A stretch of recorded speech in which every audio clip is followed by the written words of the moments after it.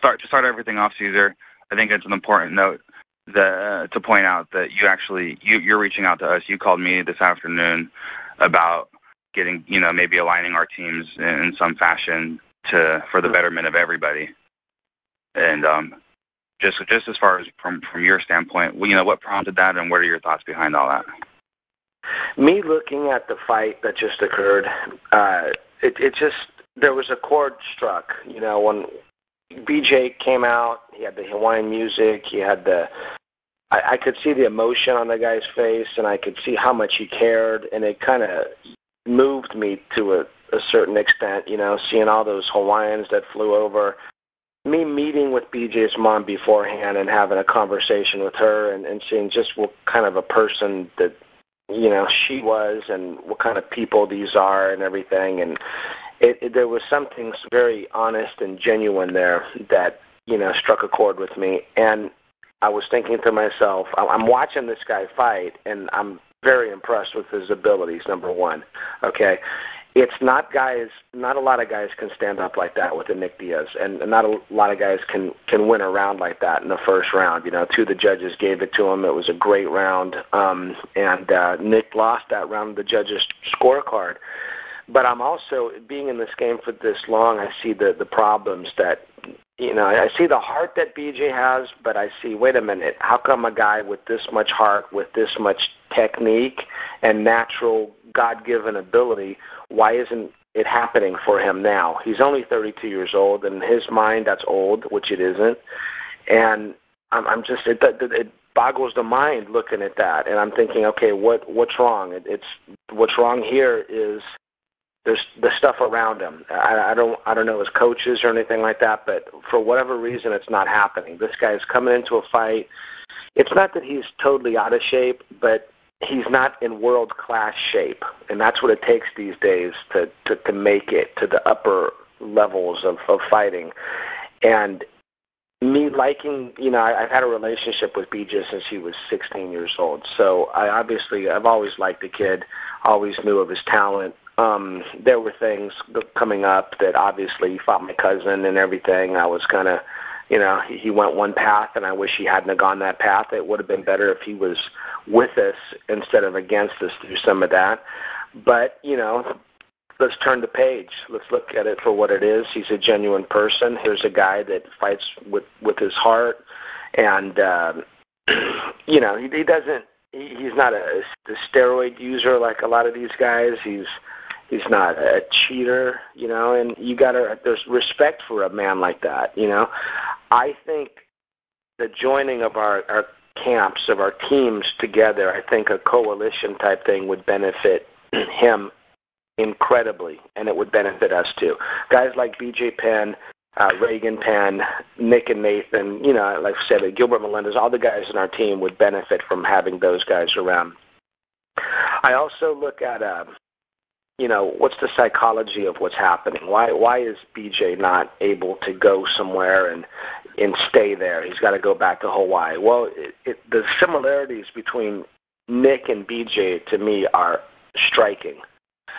And when I mean striking, I mean the similarities. It's almost like they're the same person.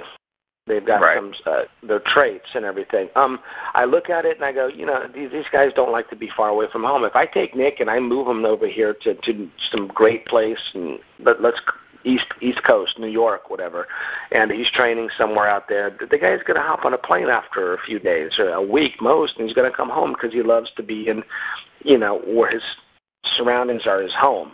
And BJ is the same way. BJ wants to go back. He wants to be with his kids. He wants to be with his family. And you've got to accommodate for people. And I think a lot of people, hey, BJ, come out here. You're going to do this tough camp. And pretty soon the guy's going to get depressed. And he's not going to train to his fullest because what's happening psychologically. You got to make it to where the guy can come over, leave anytime he wants. My guys go over there. Nick and Nate absolutely love going to Hawaii. So they would train there with him, and he would, obviously BJ used to live in Northern California when he first started with us up here. Yeah. So it just makes sense, and it's what he needs. He's got too much talent to quit right now. And he needs to get with some world-class athletes and this is the perfect opportunity, and the clock is ticking. It's time to do it. No, I agree with you. There's definitely a change that's needed for the camp, for BJ. I don't think that he's going to retire based off my discussions with him, but he does agree that something needs to change. And in your opinion, and maybe in mine too, your guys, and the way you guys do things may be the best thing for him at this point. And it's just a good fit. Everyone is talking about BJ's cardio. Nick, Nathan, Gilbert, these guys are the kings of cardio. They do not get tired. BJ has to change some things up. He's got to change his diet up a little bit too. With Nick and Nate, they eat so clean. It's ridiculous how clean they eat. They don't get sick ever. And they don't get tired. So it's not me telling, hey, BJ, you got to do this. It's not a nutritionist telling him he's got to do something. It's actually guys he's training with saying, hey, man, why don't you try this? Right. And that's the only thing that's going to change someone's mind. Things have had to change for this guy for a while now. My interest in it is, seriously, it's too much talent to let go. It's not only for BJ, but he's got a younger brother coming up the ranks, and Reagan's not going to make it without professionals with him too, and he's going to follow the lead of his brother. This is the best time for BJ to say, you know what, I lost my fight, but I'm a man, I'm a warrior, and I'm going to lead the way, and I'm going to show everybody what it is to be a warrior. You get up when you've been knocked down. A good man gets knocked down 6 times, he's going to get up 7. And that's the thing about our team. Our team, everybody's wanted to bury it from the get-go. Oh, these guys, they don't talk a certain way. They're not doing this. They'll never make it. Nick's never going to be good. Jake Shields, forget it. Jake Shields joined my team after coming off a terrible loss to one of my guys, Martin Armendariz. TKO Jake Shields. And instead of Jake Shields quitting, he said, you know what, I better go train with these guys because they're doing something different. They do this jiu-jitsu. It's like it's the best what they have up there, And Jake Shields joined the team, and he never looked back. And then he went up and up and up, and he became this world-class fighter, from being a C-level fighter to a top A-level pound-for-pound fighter. It's because he made the changes he had to back then. And BJ has been running off of talent and talent alone. And that's not good enough to make it these days. All right. And what do you don't think that? I mean, I definitely don't think BJ's best days are behind him, and that's obviously a sentiment that you're sharing as well, correct? BJ's best days are in front of him. This is a wonderful opportunity to turn the page and look for the future.